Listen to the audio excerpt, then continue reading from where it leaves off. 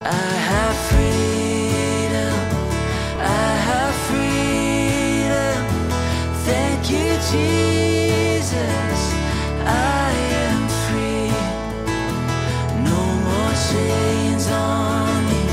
Now in Christ I live. Thank you, Jesus.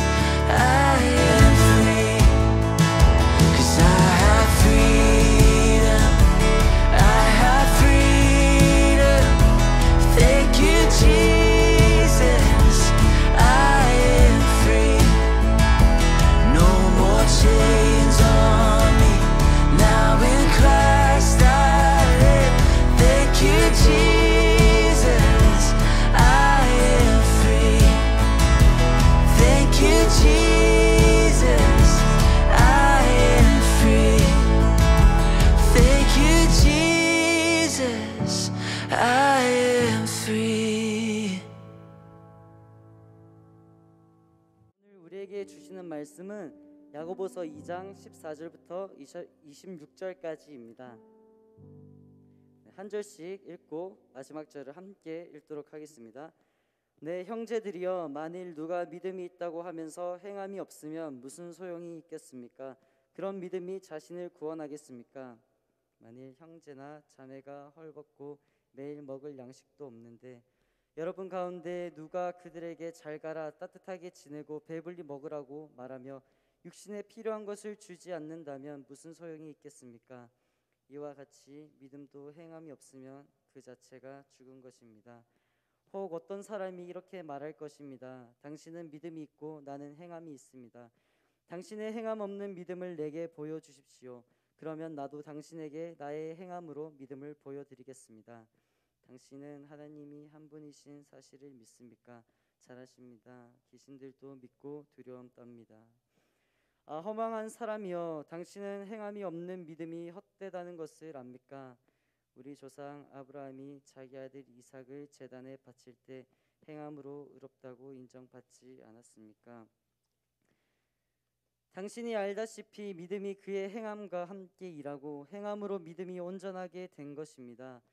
그래서 아브라함이 하나님을 믿으니 이것이 그에게 의로 여겨졌다라고 한 성경이 이루어졌고 그는 하나님의 친구라고 불렸습니다. 여러분이 보다시피 사람이 행함으로 의롭다고 인정받는 것이지 믿음으로만은 아닙니다. 이와 같이 창녀 라합도 청자들을 숨겨주고 다른 길로 가게 했을 때 행함으로 의롭다고 인정받지 않았습니까? 함께 읽도록 하겠습니다. 마치 영혼 없는 몸이 죽은 것 같이 행함이 없는 믿음도 죽은 것입니다. 이제 안사무엘 목사님 나오셔서 나라와 민족을 위한 기도를 하신 후 행함으로 온전해지는 믿음이란 제목으로 말씀 전해주시도록 하겠습니다. 네, 오늘은 행함으로 온전해지는 믿음이라는 제목으로 함께 말씀을 나누도록 하겠습니다. 여러분, 1800년대 뉴욕타임즈에 아주 재미있는 광고 하나가 실렸습니다. 그것은 찰스 브로딘이란 줄타기 고개사가 자신이 줄타기 줄 위를 걸어 나이아가라 폭포를 건너겠다라고 그렇게 이야기를 했습니다. 여러분, 나이아가라 폭포로 여러분들 잘 아시잖아요. 폭과 넓이가 축구장의 몇 배의 크기가 되고 높이는 16층의 건물만큼 너무나도 높은 그런 나이아가라 폭포인 것입니다.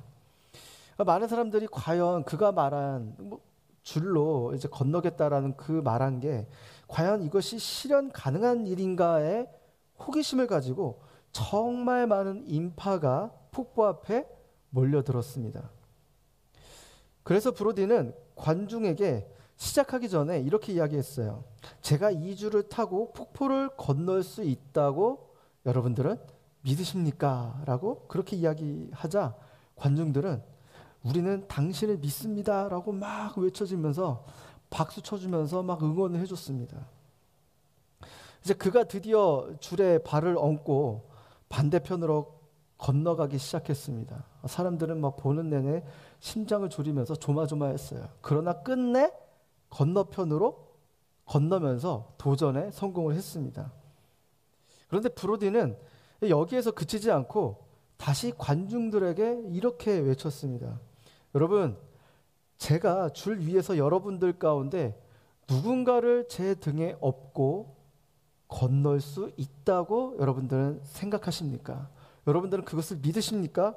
라고 막 그렇게 또 이야기하자 많은 사람들이 더 흥분하면서 믿습니다 그러면서 큰 함성과 막 박수 소리로 막 우레와 같은 박수 소리로 막 그 사람을 응원했습니다. 그러자 브로딘이 관중들을 향해서 이렇게 이야기를 했습니다. 그렇다면 누가 제 등에 업겠습니까? 라고 그렇게 이야기하자 관중은 삽시간에 아주 조용히 했습니다. 누군가가 섣불리 그 사람 등에 업히려고 하지 않았습니다. 결국 브로디는 앞에서 지켜보던 한 사람을 지목해서 그를 등에 업고 줄을 건너기 시작했습니다. 이 사진에 나오는 등에 업힌 사람은 이 브로딘의 매니저였는데 이 사람은 나이아가라 폭포를 등에 업혀 건너간 세계 최초의 사람으로 기록되어졌습니다. 여러분, 이 이야기는 여러분도 한번 들어봤을 것입니다. 이 믿음에 관련돼서는 자주 인용되는 일화인 것입니다. 여러분들은 어떻게 이 일화를 들으면서 어떻게 생각하시나요? 정말 브로딘을 믿었다면 그와 함께 등에 업고 걸을 수 있어야 하는 것입니다. 그것이 믿음인 것이죠. 그러나 우리의 신앙은 이 관중과 같을 때가 너무나 많습니다.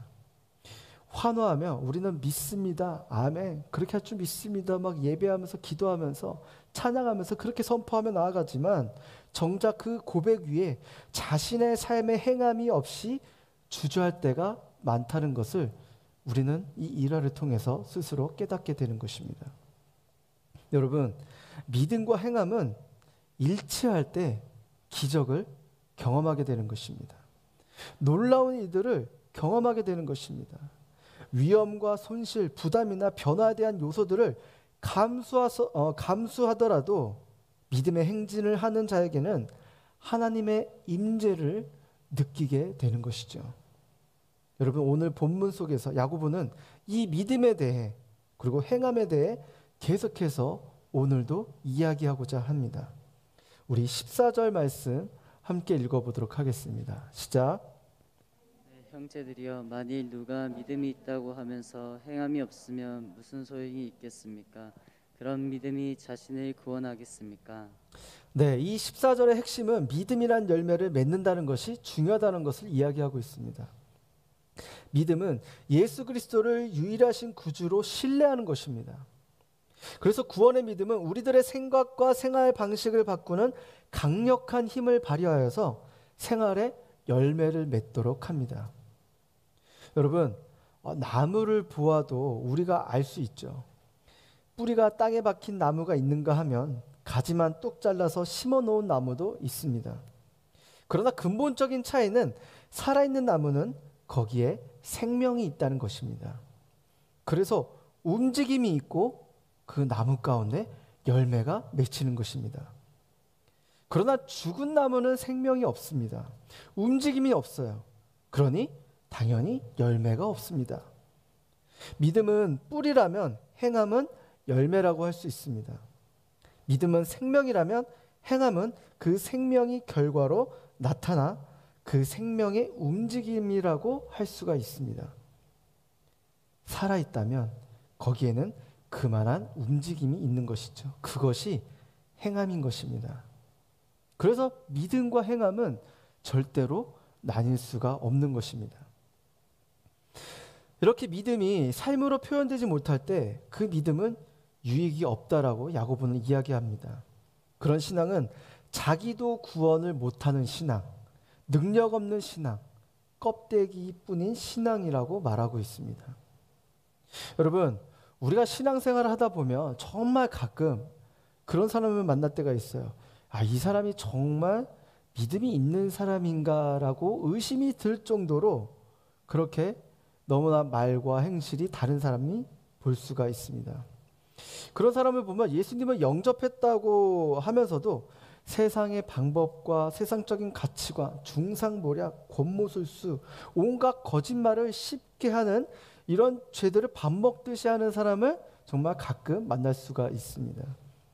근데 그런 사람을 보면 위선자 같고 사기꾼 같아 보입니다. 아주 말만 들어보면 뭐 대단한 사람 같아 보이고 뭐든지 다 할 것처럼 이야기합니다. 그러나 실상은 말뿐입니다.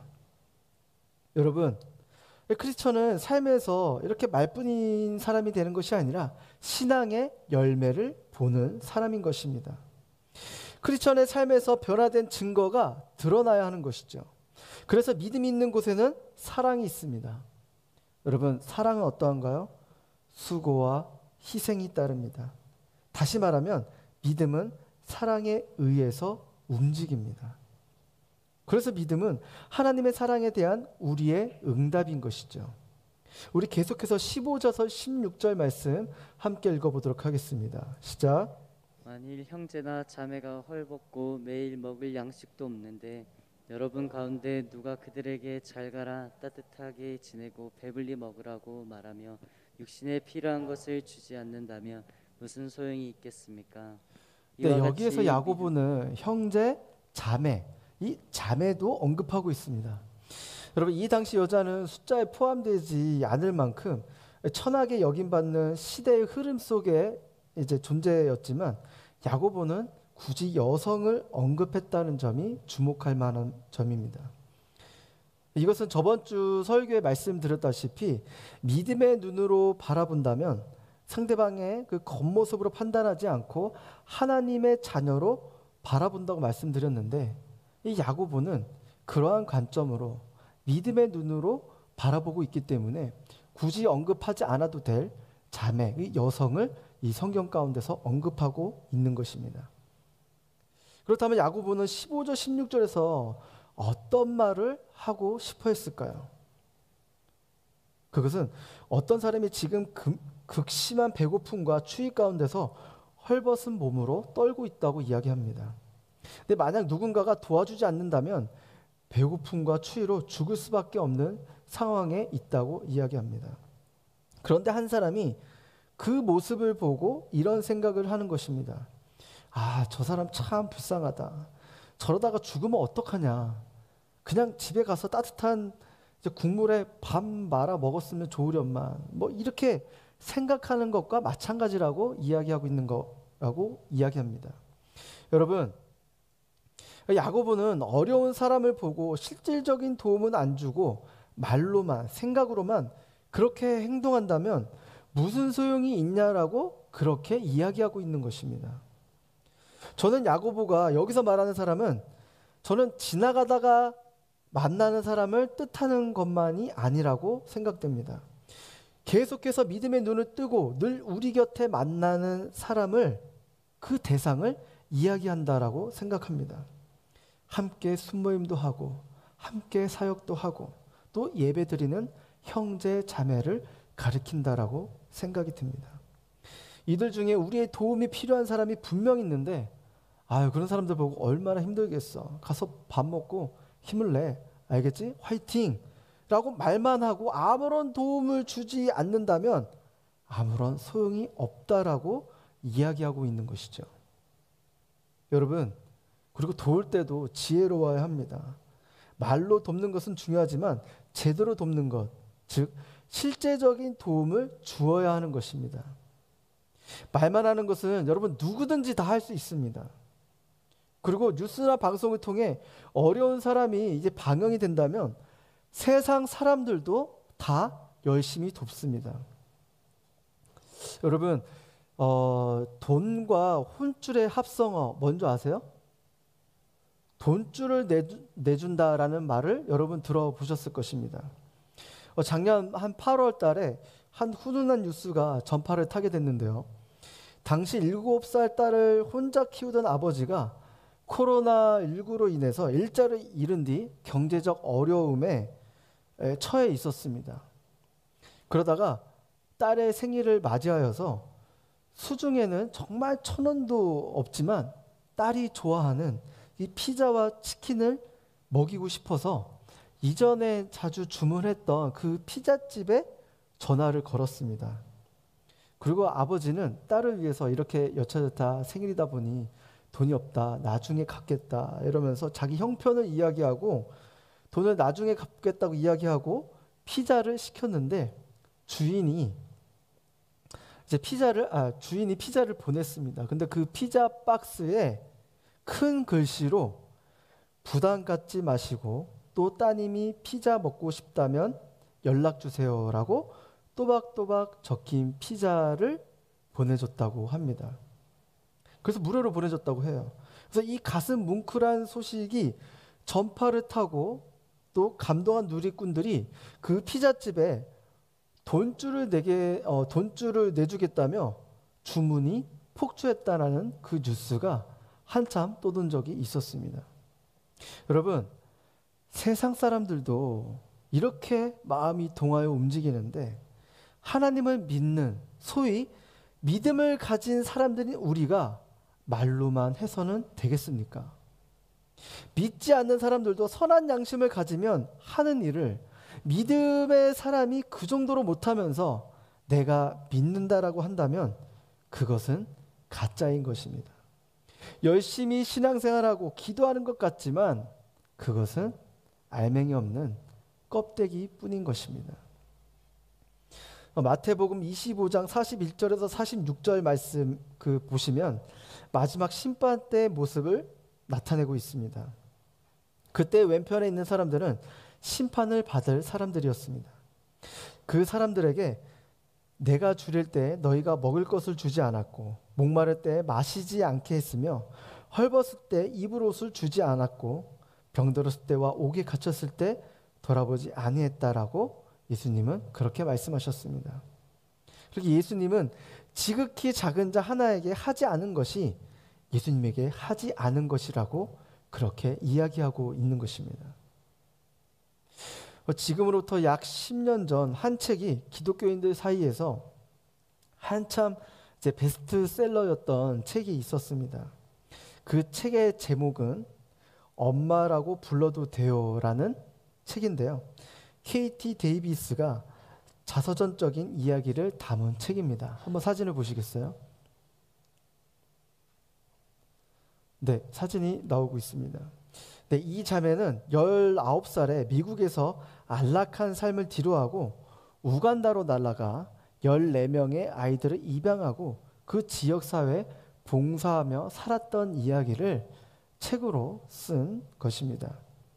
여러분, 이 책을 읽어보시면 그녀가 정말 삶으로 믿음의 수고를 어떻게 보여주고 있는지 잘 나타나고 있습니다. 그녀는 아이들을 케어하면서 많은 것을 느꼈는데 그녀가 고백한 글이 말씀을 준비하면서 너무나도 여운이 남아서 여러분들께 또 읽으면서 소개해 드리려고 합니다. 글은 이렇습니다. 내 주변의 귀한 아이들, 며칠씩 굶고 목욕도 제대로 못하고 깨끗한 물도 마시기 어려운 아이들, 엄마나 아빠가 없는 아이들, 다쳐도 제대로 치료를 받지 못하는 아이들, 그 아이들을 보며 나 자신에게 물어본다. 과연 내 믿음이 엘리야의 믿음만 한가? 나도 확신에 찬 목소리로 그렇게 믿음이 있다라고 이야기할 수 있는가? 이렇게 글을 적고 나서 그녀는 기도문으로 이 내용을 이어갑니다. 주님, 오늘 당신이 오실 줄 압니다. 당신이 여기 계실 줄 믿습니다. 아무 의심 없이 저의 모든 상처와 아픔을 당신 앞에 내려놓게 해주세요. 저희가 돌보는 아이들이나 돌보지 못하는 아이들이나 모두 당신의 것임을 기억하게 해주세요. 그들은 이 깨진 세상에서도 당신의 것이고 영원한 세상에서도 당신의 것입니다. 주 예수여 오시옵소서. 소망 가운데서 당신을 기다립니다. 아멘. 저는 이 글을 읽으면서 그녀는 20대 초반의 나이였지만 그녀는 삶으로 믿음이 무엇인지를 너무나 잘 보여주었습니다. 처음에는 단순 3주간 우간다 봉사활동을 갔지만 믿음의 눈으로 그들을 바라보고 나니 그녀는 가만히 있을 수가 없었습니다. 학업, 직장, 연애, 세상 사람들이 좋다는 것들을 다 내려놓았지만 그녀는 기쁨과 평안을 얻을 수 있었다고 그렇게 고백했습니다. 사랑하는 여러분, 크리스천의 삶에서 그녀와 같은 변화된 증거가 우리 삶 가운데서 드러나야 합니다. 믿음이 있는 곳에는 사랑이 있기 때문에 변화가 일어날 수밖에 없습니다. 사랑은 어떤가요? 수고와 희생이 따릅니다. 다시 말하면 믿음은 사랑에 의해서 움직이죠. 그래서 믿음은 하나님의 사랑에 대한 우리의 응답이라고 아까 말씀드렸습니다. 여러분, 우리가 계속해서 믿음의 눈으로 우리 주변 사람을, 나와 가까이 있는 사람을 바라보기를 바랍니다. 나의 실질적인 도움이 필요한 사람들이 보인다면 어쩌면 그 사람이 예수님일지도 모릅니다. 불쌍하다, 안 됐다, 누가 도와줬으면 좋겠다라는 생각으로 끝나는 것이 아니라 저 사람을 내가 도와줘야겠다라는 생각을 가지고 나의 발을 그쪽으로 한 발짝 한 발짝 움직이시길 바랍니다. 여러분, 이제는 누군가 도와야 할 일이라면 내가 하고 언젠가 도와줄 일이라면 내가 지금 도와주시길 바랍니다. 이것이 믿음의 마음을 가진 사람이자 믿음의 사람인 것입니다. 저는 우리 공동체가 이러한 믿음의 사람이 많아지기를 기도합니다. 앞으로 우리 공동체는 믿음의 눈으로 바라보며 그들에게 한 발짝 더 나아가려고 합니다. 교회에서만 예배하고 기도하고 우리끼리 하나님의 은혜와 사랑을 나누는 것이 아니라 이제는 그들에게 다가가는 마음을 주셨습니다.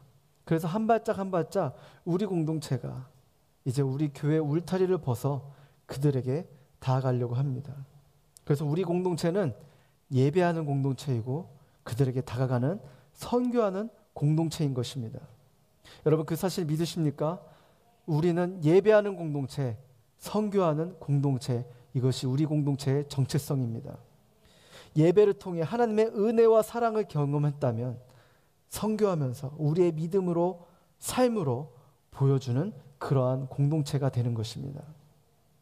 앞으로 믿음의 사람들이 우리의 이웃들에게 주저함 없이 다가갈 수 있는 그러한 공동체, 저와 여러분이 되시길 주님의 이름으로 축원합니다. 우리 17절에서 18절 말씀 함께 읽어보도록 하겠습니다. 시작. 이와 같이 믿음도 행함이 없으면 그 자체가 죽은 것입니다. 혹 어떤 사람이 이렇게 말할 것입니다. 당신은 믿음이 있고 나는 행함이 있습니다. 당신의 행함 없는 믿음을 내게 보여주십시오. 그러면 나도 당신에게 나의 행함으로 믿음을 보여드리겠습니다. 여러분, 믿음이 있다고 말하면서 돕지 않고 행하지 않는다면 죽은 믿음, 자신도 변화시킬 수 없는 믿음이라고 말씀드렸습니다. 이기적이고 인색한 마음을 고치지 못하고 다른 사람을 축복할 수도 없는 그런 믿음인 것입니다. 그리고 그런 믿음은 죽은 믿음이라고 말하고 있죠. 여러분, 믿음은 우리의 삶을 변화시키고 세상을 변화시키며 죄와 유혹을 이깁니다. 또 하나님의 뜻을 순종할 수 있게 할 만큼 믿음은 생명력이 있습니다.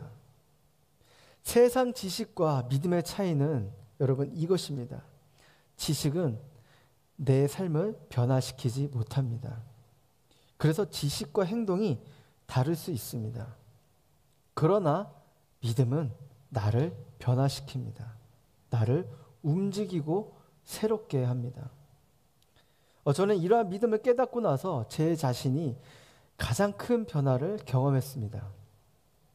저는 그동안 자라오면서 믿음이 종교적으로 열심히 헌신하고 봉사하며 성경적 지식이 많은 것이 믿음이라고 착각하며 살아왔습니다. 목회자 자녀였기 때문에 누구보다 교회에 빠지지 않았고 헌금도 열심히 했으며 봉사와 헌신, 여러 가지 자기 의의가 이게 충만했던 사람이었죠. 그런데 그것이 저의 믿음이라고 너무나도 착각하며 살아왔던 사람이었습니다. 근데 그런 생각을 가지고 신앙생활하다 보니 그렇게 신앙생활하지 못하는 사람을 정죄하고 비판하며 저 또한 바리새인과 율법학자와 다름없는 그런 행함이 없는 믿음 없는 행함으로 가득 찬 사람이었습니다. 그렇게 20몇 년을 살다가 한 목사님을 만나고 저는 완전히 변하게 되었습니다. 그동안 자기 의라는 위에 믿음을 쌓았다면 그때부터는 예수님 위에 믿음을 쌓기 시작했습니다. 처음부터 하나님이 생각했던 믿음과 제가 생각했던 믿음은 출발부터가 달랐던 것이었습니다. 근데 그걸 깨닫고 나서는 이제는 예수님 위에 믿음을 쌓으려고 어떻게 하면 믿음을 쌓을 수 있을까라는 부분으로 공부하고 또 그것을 위해 노력을 했습니다. 그래서 이 참 믿음을 깨닫고 나니까 가만히 있을 수가 없어요. 그래서 하나님께 기도했어요. 하나님, 제가 20몇 년 동안 이렇게 믿음에 대해 오해하면서 살아왔는데 저와 같은 사람이 너무나도 많습니다. 그들이 너무나도 안타깝습니다. 그들에게 알려주고 싶습니다라고 했습니다. 그랬더니 하나님은 저를 계속 양육자의 포지션에서 저를 훈련시키셨어요. 그래서 필리핀에 넘어가서 4년 반 동안 유학생활을 하면서 여러분 잘 아시다시피 첫 해는 클래스메이트들을 데리고 이제 순모임을 진행했고 그 다음에는 그 순모임이 끝나고 나니까 그 다음에는 한국 한 하숙집에서 저를 부르셔서 이제 예배, 가정 예배를 드렸으면 좋겠다라고 하셔서 이제 저를 주일마다 부르셔서 그 집에 가서 맛있는 한국밥을 먹고 10대 청소년들과 가정 예배를 드렸습니다. 그리고 나머지 1년 반 기간은 한인교회에 가서 순장으로 또 섬기게 되었습니다. 그렇게 저를 계속해서 양육자의 모습으로 훈련시키셨어요. 지금 생각해 보면 하나님이 목회를 미리 훈련시켰다고 생각이 들었습니다. 저는 이전에 어떤 사람이었느냐? 무대 공포증이 있어서 어디 나가서 말하는 걸 너무나도 싫어했습니다. 주목받는 것도 싫어하고 말도 잘 못합니다. 지금 뭐 이런 모습 저랑 상상이 안 되잖아요. 그런데 무대 공포증이 너무나도 심했어요. 마이크를 들면 막 이렇게 막 떨 만큼 너무나도 그게 심했던 사람이었습니다. 그렇지만 그러한 훈련들을 통해서 제가 공부를 하고 또 믿음대로 살기 위해 노력하다 보니 믿음이 무엇이고 믿음으로 살 때 삶에 어떠한 변화가 있는지 그런 부분들을 서서히 저도 깨닫게 되었습니다. 그러다 보니까 제가 지금 이 자리에 있게 된 것입니다. 목회자로서 제가 그렇게 과거에 잘못 깨달았던 그 믿음에 대한 하나님이 생각하는 믿음과 제가 생각하는 그 믿음이 다르다는 것을 알려주고 싶은 마음도 있었기 때문에 제가 목회자로 온 것 또한 이유가 있었습니다. 사랑하는 여러분, 우리가 언제까지 무늬만 크리스천으로 살아가겠습니까? 마치 장롱 면허자처럼 실제로 운전하지 못하면서 면허를 가지고 있다는 거와 크리스천이라고 말하면서 믿음으로 행하지 못하는 것과 비슷하다라고 볼 수가 있습니다. 여러분, 온누리교회 성도라는 타이틀이 저와 여러분의 믿음을 보장해 주는 것은 아닙니다. 매주 예배를 드리고 순모임하고 기도에 열심히 참석한다고 해서 여러분의 믿음이 반드시 좋다라고 이야기할 수가 없습니다. 여러분, 이제는 믿음의 눈으로 뜨고 행하기를 바랍니다. 나의 믿음이 나의 삶에 진짜 변화를 주는지 안 주는지 여러분 그 믿음을 가지고 행해 보기를 바랍니다. 행해봐야 이게 진짜 나의 믿음으로 행하는 건지 아닌지를 경험하게 되는 것이죠. 여러분, 그리고 바리새파와 율법학자들처럼 믿음 없는 행함을 조심하시길 바랍니다. 믿음으로 행한 것은 하나님의 은혜로 여기지만 자기 의로 한 것은 다른 사람이 알아주지 않으면 섭섭한 마음이 듭니다. 왜냐하면 사람들의 인정을 받고 싶어하고 알리고 싶어하고 칭찬받고 싶어하는 마음이 깊숙이 있기 때문에 그러한 마음이 들 수밖에 없는 것이죠. 여러분, 이러한 행함을 조심하시길 바랍니다. 여러분들이 자원하여서 기쁜 마음으로 또 교회의 어떤 부분을 섬기다가도 이렇게 섭섭한 마음이 든다면 스스로 한번 생각해 보시길 바라요. 내가 맨 처음 기쁜 마음으로 갔다가도 어느 순간 변질되어서 이렇게 자기 의로 내가 섬기고 있지 않나 없나 한번 살펴보시길 바랍니다. 여러분, 바리새인들은 예수님한테 혼났어요. 왜 혼났을까요? 그들은 누구보다도 열심히 살았습니다. 그런데 그들의 행함에는 믿음 없는 행함이었습니다. 행함 그 자체를 자랑했어요. 이것은 율법주의면서 행함이 자기 의가 되었기 때문에 이것은 죽은 믿음이 된 것입니다. 사랑하는 여러분, 이제는 믿음 없는 행함, 자기 의로 행하는 삶이 아니라 믿음 있는 행함, 하나님께 영광, 하나님의 이름을 높여드리는 행함을 사시기를 주님의 이름으로 축원합니다. 그러한 삶을 살 때 여러분 가운데 생명력이 있고 변화가 일어날 줄 믿습니다. 여러분, 이제는 그러한 삶을 살기를 결단하는 저와 여러분이 되시길 주님의 이름으로 축원합니다. 우리 마지막 21절에서 23절 말씀 읽어보도록 하겠습니다. 시작. 우리 조상 아브라함이 자기 아들 이삭을 제단에 바칠 때 행함으로 의롭다고 인정받지 않았습니까? 당신이 알다시피 믿음이 그의 행함과 함께 일하고 행함으로 믿음이 온전하게 된 것입니다. 그래서 아브라함이 하나님을 믿으니 이것이 그에게 의로 여겨졌다라고 한 성경이 이루어졌고 그는 하나님의 친구라고 불렸습니다. 온전한 믿음은 행함과 함께 합니다. 행함으로 우리의 믿음을 알 수 있죠. 왜냐하면 믿음이 행함과 함께 일하고 행함으로 믿음이 온전하게 되는 것입니다. 그래서 야고보는 그 예로 누굴 얘기를 들었을까요? 아브라함과 라합을 들었습니다. 여러분, 아브라함은 어떠한 사람인가요? 우리는 아브라함을 생각할 때 전혀 흔들림 없는 사람이자 온전한 사람으로 생각을 하고 있지만 아브라함도 많은 믿음의 갈등이 있었고 머뭇머뭇거렸던 우리와 똑같은 사람이었습니다. 자식 없는 그에게 어느 날 하나님이 하늘에서 별과 같이 자손을 허락해 주겠다라고 약속하셨습니다. 그래서 아브라함은 어떻게 했느냐? 기다렸는데 자손을 주시지 않으시자 애간장을 태우며 하나님께 질문합니다. 하나님, 종들을 통해서라도 아들을 하나 낳을까요? 라고 했는데 하나님은 그렇게 난 자식은 내 후손이 될 수 없다라고 말씀하십니다.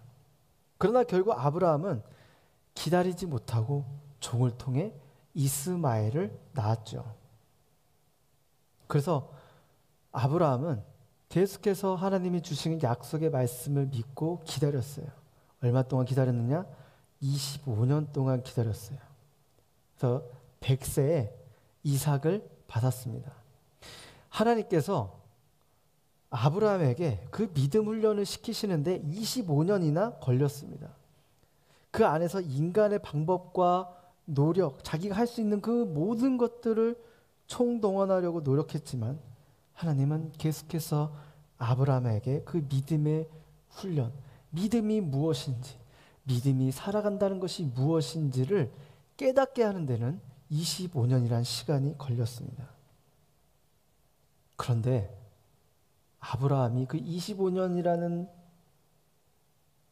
믿음의 훈련을 통과하고 나니까 하나님은 어떻게 해요? 이삭을 바치라고 이번엔 이야기하십니다. 야, 이것만 보면 하나님은 너무한 하나님 아닙니까? 아주 가혹한 하나님 같습니다. 어렵게 주신 외아들을 다시 바치라는 건 너무나도 황당하고 가혹한 명령입니다. 그러나 아브라함은 어떻게 했어요? 아브라함은 하나님이 이삭을 통해 자식을 주신다고 약속하셨으니 그 약속을 굳게 믿었습니다. 이삭이 죽어 모리아산의 제가 되더라도 다시 살려내실 수 있는 분이라는 것을 믿고 아들을 향해 칼을 들었습니다. 아브라함이 25년이라는 이 훈련 기간이 없었다면 아브라함은 절대로 이 말씀에 순종하지 못했을 것입니다. 그러나 그 이전에 그 훈련의 과정이 있었기 때문에 하나님이 누구인지를 정확하게 알았고 이삭을 죽였으면 다시 살려낼 수 있는 분이 하나님이라는 것을 정확하게 알았기 때문에 하나님의 그 가혹한 명령에 아브라함은 칼을 들고 이삭을 향해 내리꽂으려고 했습니다. 그러나 그 순간 하나님은 멈추라고 이야기를 했습니다. 여러분, 이 명령은 아브라함에게도 결코 쉬운 명령은 아니었습니다. 그러나 그가 이삭을 바치려는 순간 하나님은 멈추게 하시고 그의 믿음을 보셨습니다. 또 한 예가 나타나죠. 우리 25절 말씀 함께 읽어보도록 하겠습니다. 시작. 이와 같이 창녀 랍도 첩자들을 숨겨주고 다른 길로 가게 했을 때 행함으로 의롭다고 인정받지 않았습니까? 야고보가 두 번째로 들었던 인물은 이방 여인이자 가나안의 창녀였던 라합입니다.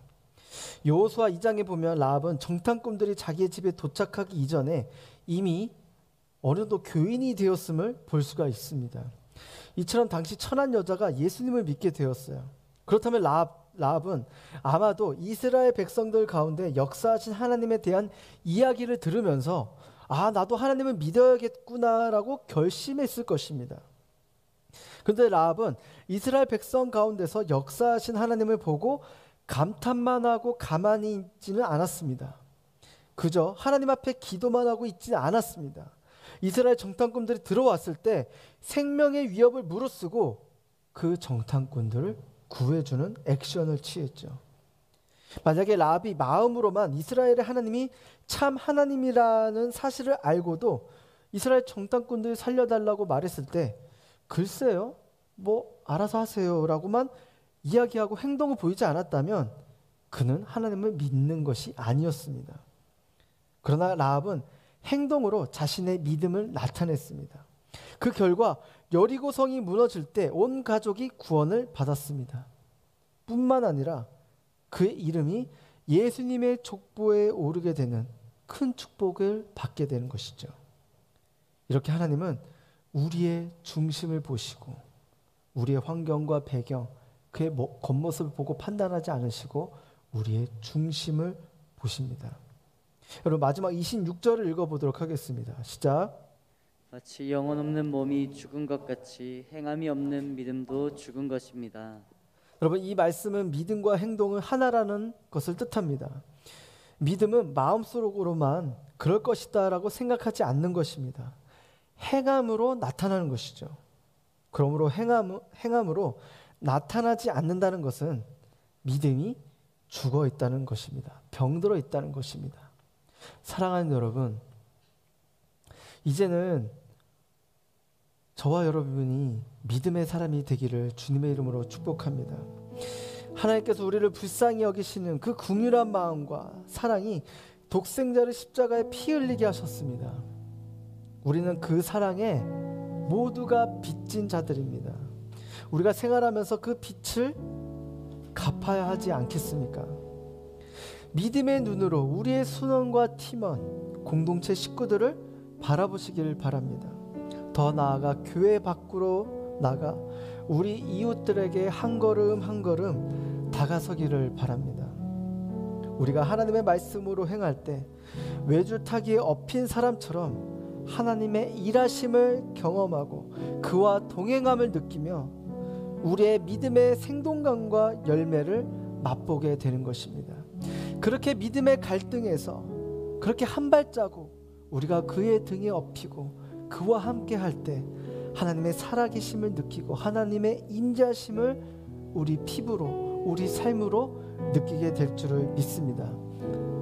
여러분, 오래 죽어있는 믿음이 믿음으로 살아있는 것이 아니라 믿음으로 한 단계 더욱더 성장하며 나아가는, 그리고 믿음으로 행하며 나아가는 저와 여러분 되시길 주님의 이름으로 축복합니다.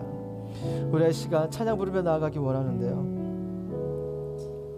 우리의 모든 강구와 생각, 우리의 모든 꿈과 생각 모두가 내려놓고 하나님이 주신 비전을 따라 그 말씀을 따라 그물을 던지고 그 말씀을 따라 가고 그 말씀에 따라 멈춰서는 우리가 그러한 고백이 일어나기를 우리가 찬양을 통해서 함께 기도하며 나아가겠습니다.